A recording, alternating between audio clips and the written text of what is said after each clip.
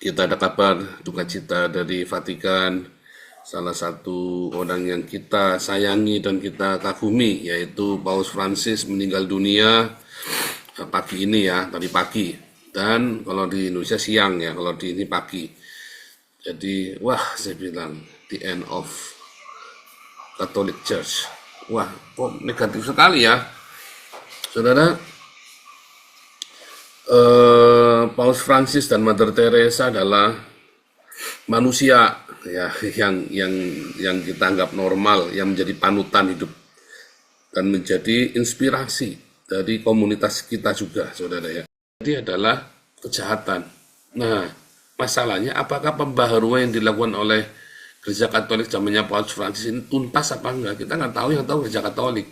Tapi di dalam hati saya sesuatu alarm ya dari kemarin waktu beliau sakit ya.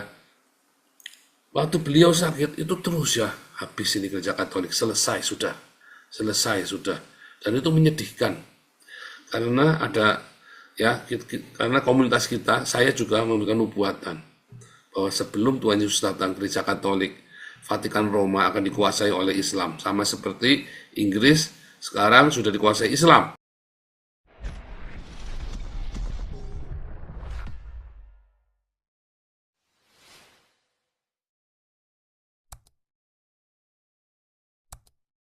Shalom semuanya, haleluya.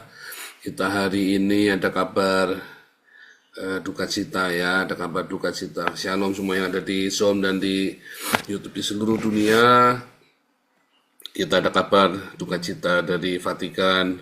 Salah satu orang yang kita sayangi dan kita kagumi yaitu Paus Francis meninggal dunia pagi ini ya, tadi pagi. Dan kalau di Indonesia siang ya, kalau di ini pagi. Jadi wah, saya bilang the end of Catholic Church. Wah, kok negatif sekali ya, saudara. Paus Francis dan Mother Teresa adalah manusia ya yang kita anggap normal, yang menjadi panutan hidup dan menjadi inspirasi dari komunitas kita juga, saudara ya. Dan saya belum menemukan tokoh lain, figur lain dari orang Kristen yang seperti Mother Teresa dan Paus Francis. Ya, ngeliatnya ya Philip Mantova, Gilbert, yang model-model begitu ya, yang ya yang hidupnya untuk itu tadi, untuk hedonisme. Berbeda dengan Paus Francis dan Mother Teresa yang menjadi figur Yesus. Bahkan orang-orang Islam pun mengakui Paus Francis sebagai figur Yesus di muka bumi ini. Bukan Gilbert atau Philip Mantova ya.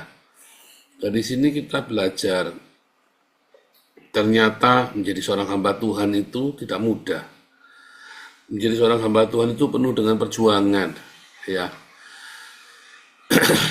Perjuangan, bukan perjuangan merintisnya. Kalau perjuangan merintis komunitas memberitakan Injil dianiaya mah biasa itu, saudara. Semua pekerjaan, Anda mau dagang kecap, kamu mau dagang sepatu, kamu mau dagang alat kesehatan, kamu mau kerja di mana juga, namanya pergumulan selalu ada, jangan cengeng. Cuman pergumulan melawan kemewahan, melawan hedonisme, itulah tantangan terbesar seorang hamba Tuhan. Ya, waduh, termasuk saya di masa muda, saya sebagai hamba Tuhan, itulah kejatuhan saya. Gagal hidup sederhana. Ya kan? Bagaimana menjadi sederhana itu adalah pergumulan yang besar bagi seorang hamba Tuhan. Apalagi kalau Anda dari kalangan gereja Pentakosta Karismatik. Segala sesuatunya sangat mendukung. Ya, bahkan Anda kiblatnya kan hamba-hamba Tuhan yang hedonisme itu kan. Nah, makanya Paus Francis dan Mother Teresa itu menjadi kiblatnya kita. Kalau Tuhan Yesus, waduh rasanya jauh banget ya, saudara ya. Dan kita tidak melihat, ya kan, secara real setiap harinya, contoh hidupnya. Tapi kalau Paus Francis dan Mother Teresa itu di depan mata kita, ya mungkin buat anak-anak kita ya hanya figur dongeng saja nanti buat anak cucu kita. Tetapi buat kita kan hidup di zamannya Paus Francis dan Mother Teresa. Ya, mau beribu khotbah, mau sehebat apapun pendeta, jangan lupa figur teladan itulah yang menginspirasi kehidupan kita secara bawah sadar kita loh saudara. Bukan khotbah pendeta loh, tapi figur tanpa kita sadari saudara. Lalu siapa pengganti Paus Francis? Oh ya banyak ya, tetapi siapakah yang bisa seperti Paus Francis? Ini logikanya. Di setiap generasi selalu ada pembaharu. Tetapi setelah pembaharu ini mangkat, meninggal, maka penerusnya tidak akan pernah seberani pembaharu ini, saudara. Disitulah kejahatan itu datang. Setiap kali ada pembaruan di gereja Tuhan, di sebuah bangsa atau sebuah komunitas, lalu yang berikutnya kan dia cuma nebeng saja, nebeng bersih-bersihnya.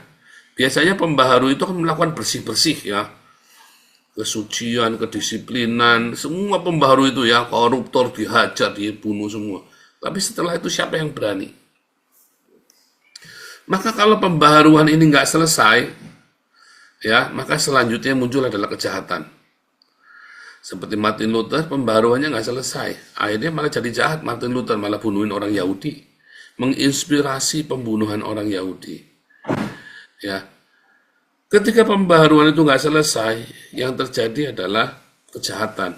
Nah, masalahnya apakah pembaharuan yang dilakukan oleh Gereja Katolik zamannya Paus Francis ini tuntas apa enggak? Kita nggak tahu, yang tahu Gereja Katolik. Tapi di dalam hati saya, sesuatu alarm ya dari kemarin waktu beliau sakit, ya. Waktu beliau sakit itu terus ya, habis ini Gereja Katolik, selesai sudah. Dan itu menyedihkan.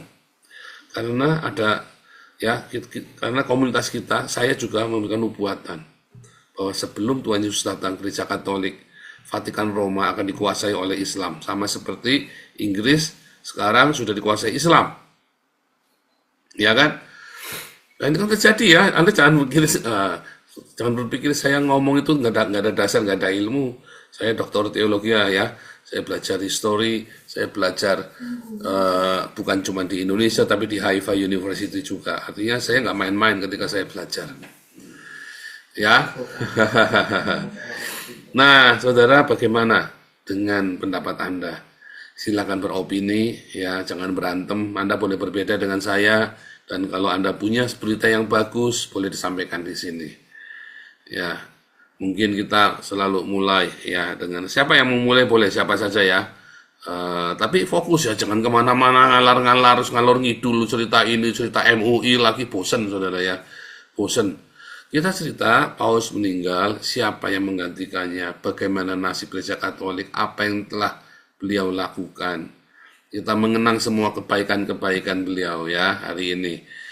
Oke, siapa yang mau mulai dulu? Pak Teddy dulu biasanya nih ya. Pak Teddy fokus selalu ya. Pak Teddy, Pak Andi, silakan.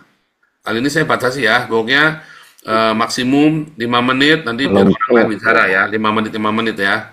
Silakan Pak Andi. Pak Teddy. Ya, shalom teman-teman. Halo. Ya, shalom ya. Saya